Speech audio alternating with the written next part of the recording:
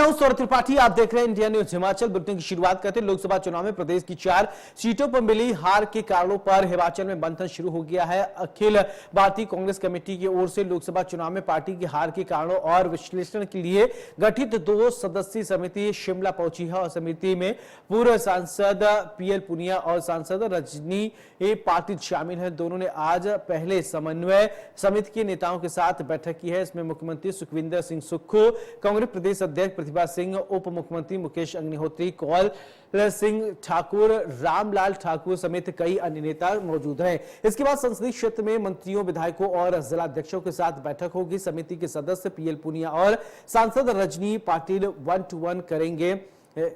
हार के कारण जानकर रिपोर्ट तैयार किए जाएंगे। और आपको बता दें कि लोकसभा चुनाव में बीजेपी ने क्लीन स्वीप किया था। कांग्रेस को 4 सीटों पर हार का सामना करना पड़ा था।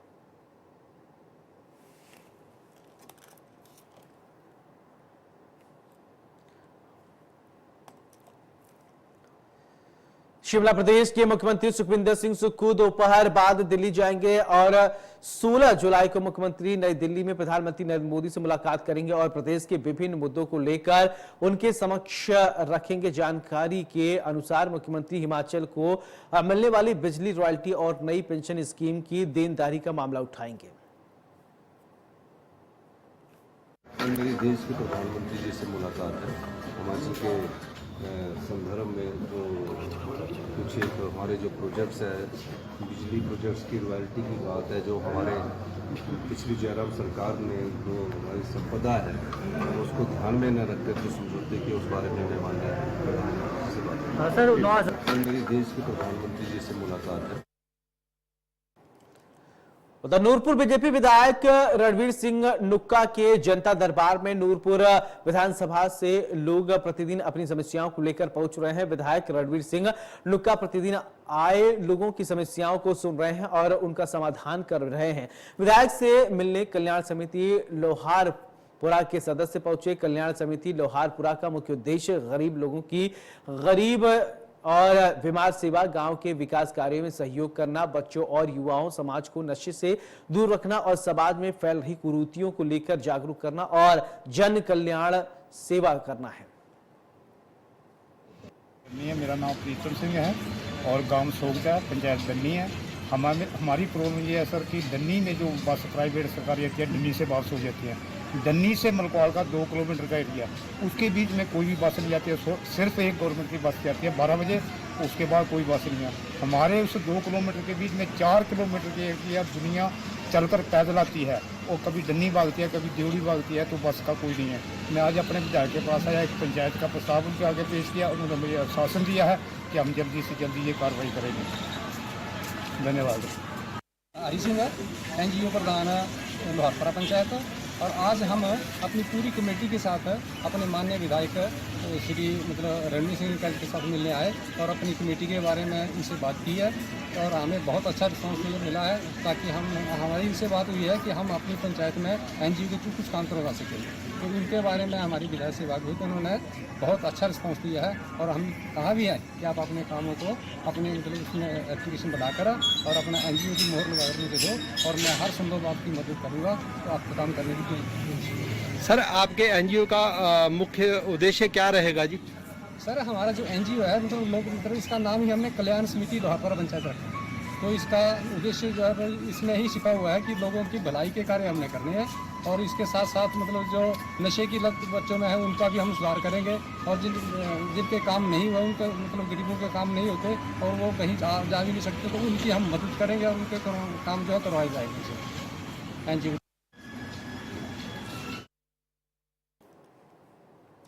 पिछले 12.5 वर्षों से साइकिल से धार्मिक तीर्थ स्थलों की यात्रा कर रहा जम्मू के रामबन का बुजुर्ग बाबा और रोजाना साइकिल पर सामान रखकर पैदल 25 से 30 किलोमीटर की यात्रा कर रहे हैं। बुजुर्ग बाबा ने कहा है कि मुझे 12.5 साल हो गए यात्रा करते हुए। मैं जम्मू का रहने वाला हूं। मैंने कांगड़ा, ज्वालामुखी और वैष्णो देवी 101 बार बताया जा रहा है कि यात्रा की है। बड़ी जानकारी ये आप देख पा रहे हैं। 101 बार वैष्णो देवी, कांगड़ा, ज्वालामुखी जाने का प्रण उन्होंने लिया हुआ है। और ये देखिए तस्वीर आप देख पा रहे हैं। 12 वर्ष से साइकिल से कर रहे हैं तीर्थ स्थलों की यात्रा।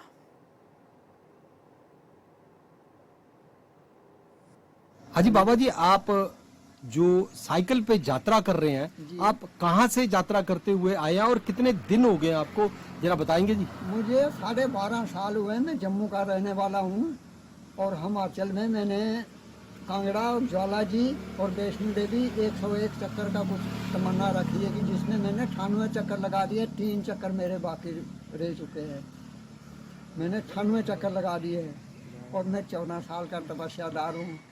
किसी से मांगता नहीं हूँ, कोई लेना नहीं देना नहीं। मेरा अपने यात्रा के हिसाब से चलता हूँ।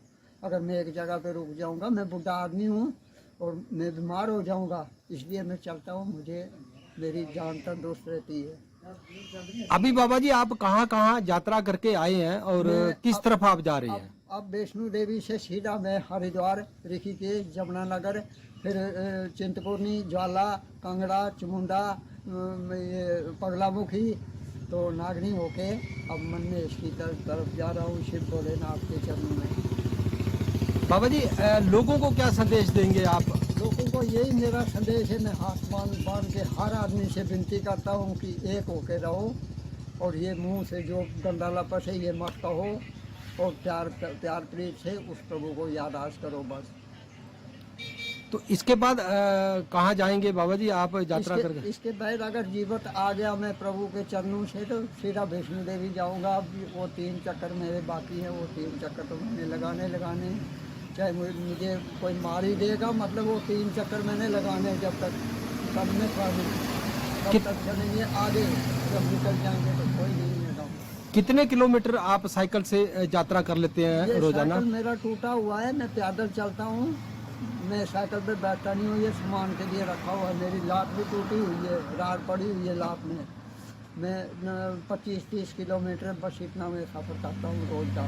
चढ़ाई और ढलान का मसला है। जब चढ़ाई आ जाएगी तो कम होगा, तो ढलान आ जाएगा तो थोड़ा ज़्यादा हो जाएगा। प्लेन होगा तो उससे थोड़ा सा कम होगा। बस इस हिसाब से चलता हूँ। और खाया होगा कुछ तो फिर थोड़ी सी खिंचाई ज़्यादा हो जाएगी। नहीं खाया होगा तो तेल कम होगा तो फिर कम हो सकता है। जिला मुख्यालय नाहन में लगातार बढ़ते डेंगू के मामलों को लेकर लोगों को जागरूक करने के मकसद से स्वास्थ्य विभाग ने एक रैली का आयोजन किया है। आशा और आंगनबाड़ी कार्यकर्ताओं ने रैली में भाग लेते हुए लोगों को डेंगू से बचने के बारे में जानकारी देते हुए जागरूक किया है। आपको बता दें कि नाहन में अभी तक डेंगू के 100 से अधिक मामले सामने आ चुके हैं और नाहन का अमरपुर मोहल्ला डेंगू के लिए हॉट स्पॉट साबित हो रहा है। ये रैली हमारी डेंगू को लेके है। जैसा कि आप जानते हैं कि नाहन शहर में डेंगू के बहुत से केसेस मिले हैं। ये केसेस मेनली हमें अमरपुर मोहल्ला में मिले हैं और एक हफ्ते से पिछले अमरपुर मोहल्ला में हमारी आशाएं और आंगनवाड़ीज़ मिलके जा रही हैं। हमारे हेल्थ एजुकेटर लोगों को एजुकेट कर रहे हैं। लोगों के घरों में पानी का क्या क्या खाली करना है उन्हें एजुकेट कर रहे हैं। बिकॉज डेंगू एक ऐसी बीमारी है जिसमें प्रिवेंशन ही ज़्यादा इंपॉर्टेंट है। इसका एज सच कोई ज़्यादा इलाज नहीं होता।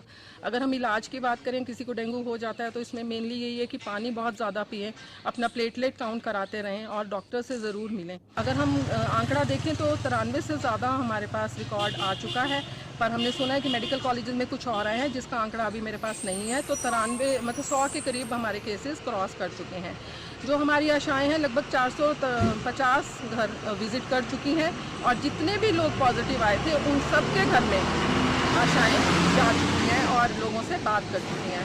हर पेशेंट पे हमारी नज़र है और बस लोगों से यही गुजारिश है कि जो अपने आसपास के जो अपने घर में हम ये जो मच्छर है हमारे घर में रहना पसंद करता है। घर में हमारे बेड के नीचे, हमारे कमरे में जहाँ एसी चल रहा है वहाँ होगा ये मच्छर। और हमारे कूलर्स में शायद गर्मी बहुत पड़ी तो इसलिए लोगों ने कूलर्स बहुत चलाए, उसमें पानी जो भरा और तो वो पानी साफ़ नहीं किया। तो इन्हीं सब बातों के लिए एजुकेट करना बहुत ज़रूरी है। हमें लगता है कि हमें डेंगू के बारे में बहुत नॉलेज है, बट ऐसा नहीं है। डेंगू एक ऐसी बीमारी है कि जिसमें एकदम से कब जान चली जाती है पता नहीं लगता। आपने भी देखा कि पिछले साल भी डेंगू से मतलब एक दो डेथ्स हुई थी, तो एक भी बंदे को हम डेंगू की अनअवेयरनेस की वजह से खोना नहीं चाहते। तो इसी सिलसिले में हमने आज छोटी सी एक रैली निकाली है। जा रहे हैं, अब हम लोगों को थोड़ा सा एजुकेट करेंगे और घर घर ये अमरपुर मोहल्ला में आशा और आंगनबाड़ी मिल के जाएंगे। तो मीडिया से भी मेरी गुजारिश है कि बार बार डेंगू के बारे में लोगों को एजुकेट। उधर उपायुक्त कुल्लू और श्रीखंड महादेव यात्रा ट्रस्ट के अध्यक्ष तोरूल एस रवीश ने निर्मंठ के सिंघाड़ में बताया जा रहा है कि श्रीखंड यात्रा के लिए पहला जत्था रवाना किया है। इस दौरान उन्होंने सभी श्रद्धालु यात्रियों से अपील करते हुए कहा कि प्रशासन के दिशा निर्देशों का पालन कर यात्रा को सफल बनाने में सहयोग दे और कोई भी यात्री बिना पंजीकरण और मेडिकल चेकअप की यात्रा पर न जाए। इस यात्रा में जान का जोखिम हो सकता है। उन्होंने श्रद्धालुओं को यात्रा की शुभकामना देते हुए आग्रह किया कि यात्रा के दौरान ट्रस्ट द्वारा जारी सभी दिशा निर्देशों का पालन सुनिश्चित करें ताकि यात्राएं ठीक हो।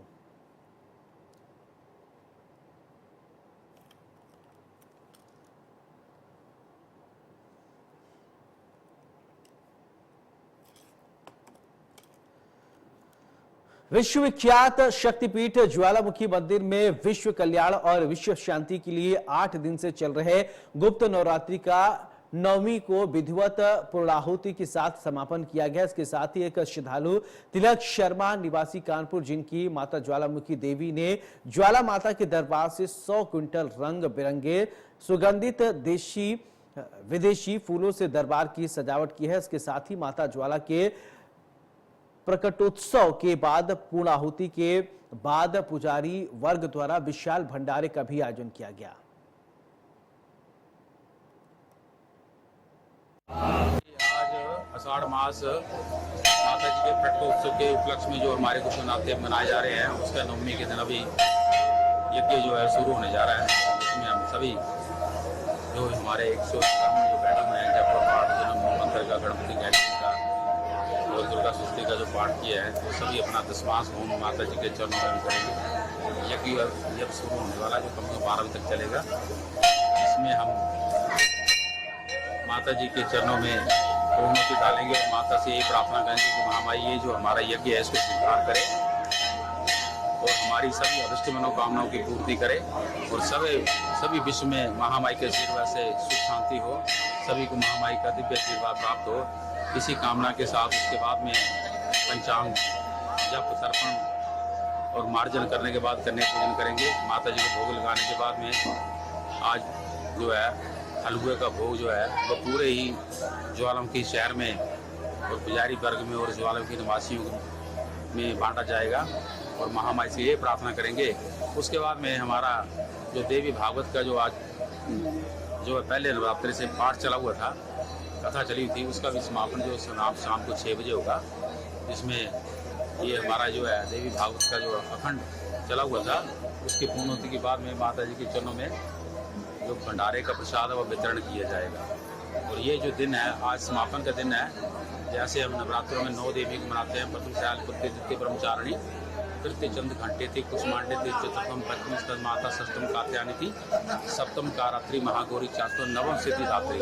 अर्थात आज के नवरात्रे 9वें की सिद्धिदात्री देवी जो है वो हमारे सभी कार्यों को सिद्ध करे। जो भी हमने इन नवरात्रों में 9 दिन जब तक पूजा की है उसको वो हमारा जब सिद्ध हो और उसका फल जो है वो सभी को प्राप्त हो। इसी कामना के साथ मैं महामाई ज्वाला से यही प्रार्थना करूंगा कि ये जो नवरात्रे हैं ये सबके लिए फलदायी हों। जो जिसकी इच्छा महामाई को पूर्ण करे। ओम सर्वमंगल मांगल्ये शिवे सर्वार्थ साधिके शरण्ये त्र्यंबके गौरी नारायणी। उधर नंगल के साथ लगते पंजाब हिमाचल बॉर्डर भाखड़ा डैम के पास बताया जा रहा है कि गोलथई मार्ग पर हादसा हो गया है। देर रात गोलथई से नंगल की ओर आ रही एक क्रेन अपना संतुलन खोने से गहरी खाई में जा गिरा। क्रेन में एक चालक और परिचालक सवार था। रात को ही मौके पर पहुंची हिमाचल पुलिस ने क्रेन के चालक और परिचालक को गंभीर चोटिल अवस्था के कारण उनको BBMB के अस्पताल में इलाज के लिए दाखिल करवाया।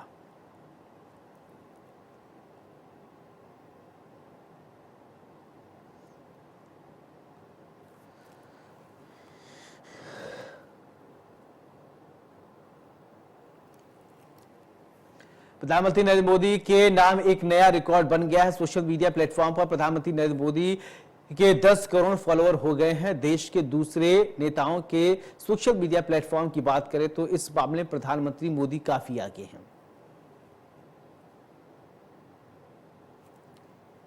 तो प्रधानमंत्री नरेंद्र मोदी के ट्विटर X अकाउंट पर 100 मिलियन फॉलोअर्स हो गए हैं। वहीं प्रधानमंत्री नरेंद्र मोदी के अलावा अगर बात करें देश के अन्य नेता तो आसपास भी कोई नहीं है। और ये देखिए ट्विटर अकाउंट पर प्रधानमंत्री नरेंद्र मोदी के 100 मिलियन फॉलोअर्स के बाद आप समझ सकते हैं कि पीएम मोदी की लोकप्रियता दुनिया भर में कितनी है। तो वहीं अगर भारत में बात करें तो प्रधानमंत्री नरेंद्र मोदी के बाद नीतीश कुमार 7.8 मिलियन है, योगी आदित्यनाथ 29.5 मिलियन है, शशि थरूर को 8.4 मिलियन इनके फॉलोअर्स, अरविंद केजरीवाल के 27.5 हैं, ममता बनर्जी को 7.4 मिलियन फॉलोअर्स हैं ट्विटर पर, राहुल गांधी 26.4 मिलियन फॉलोअर्स हैं, लालू प्रसाद यादव की अगर बात करें तो 6.3 मिलियन है, अखिलेश यादव 19.9 मिलियन है और एमके स्टालिन 3.8 मिलियन है और पीएम मोदी 100 मिलियन है फॉलोअर्स।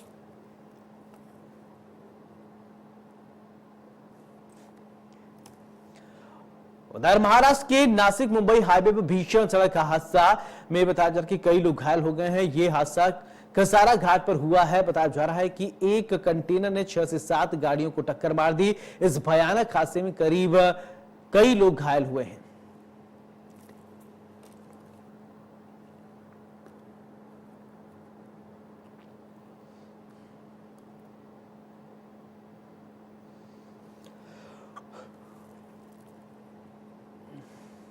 उधर उत्तराखंड के चमोली में भूस्खलन के कारण NH7 पर गाड़ियों की लंबी कतारें लग गई हैं। सीसा सड़क संगठन BRO द्वारा NH7 पर सड़क सफाई का कार्य किया जा रहा है। भूस्खलन के बाद सड़क बंद कर दिया गया है। तो tell you the slide which happened on 9 July, so it was a massive one, which you can see behind behind me also. It was above 4-5 meter above this also. Now what we have done, we've been able to cut down the slide to the maximum level we could. Now there are a lot of boulders which are there under this debris also. So we are breaking it in phases so that the traffic is not disrupted much. The long queue which you are seeing is not because of the reason that it is not able to pass. We have stopped the vehicle so that we can give a more better gradient here so that these heavy vehicles can easily pass, because loaded vehicles are facing problems on this. So we are working on it currently. We are breaking the boulders under the debris continuously in phases and letting the traffic pass also. Taking the boulders out of the debris, we are breaking it. As you can see, some rock breakers are also working here. So they'll break the boulders under the debris and it will be taken out and the gradient will be improved to a very smooth gradient so that all the vehicles are able to pass from here. Listen, as we've been working 4 days continuously to bring it to this level when traffic was absolutely disrupted and no movement was there. Now letting the traffic also pass and working is a challenge for us. So it will take another 2-3 days because we are working in the night shifts to make it in a better form, and in the morning we are letting the traffic pass. So another 2-3 days might be we'll be able to achieve the perfect gradient here. A complete BRO team is here with our OIC also. I'm also here, my team is here, and we are doing it with the help of our contractors which are affiliated to BRO. Along with that, we have 2 excavators on both the sides, and JCBs are also working. Rock breakers are playing a major role here. So equipments are in a very complete form and doing their bit. It was a massive slide. It was one of the biggest which I have seen. A complete part of the mountain had fallen down and got stuck on the road. And wherever we were putting our machines or doing blasting, we were finding big boulders, and there was risk of life also here because the machine which were working, the rocks were falling on them. We also lost one of our machines in that incident. You must have seen one of our operators also got minorly injured because of that. So it was a very difficult task. We worked continuously for 4 days, day and night. Everybody on the team was working with minimum 2 hours or 3 hours of sleep. And whether it was rain or morning, evening, night, the machines and the operators didn't stop. So it was very challenging. But we are happy that we achieved this feat and we were able to move the traffic in a record-breaking time in this situation and help out the yatris and pilgrims also to pass to their places and for the darshan also. Haridwar में VIP घाट के पास एक बस सड़क से नीचे गिर गई है। इस हादसे में कई लोग घायल हो गए हैं। सिटी एसपी ने कहा है कि मुरादाबाद डिपो की एक बस मुरादाबाद उत्तर प्रदेश से देहरादून जा रही थी और पुल के पास अनियंत्रित होकर नीचे गिर गई है। हरिद्वार में बड़ा सड़क हादसा हुआ है।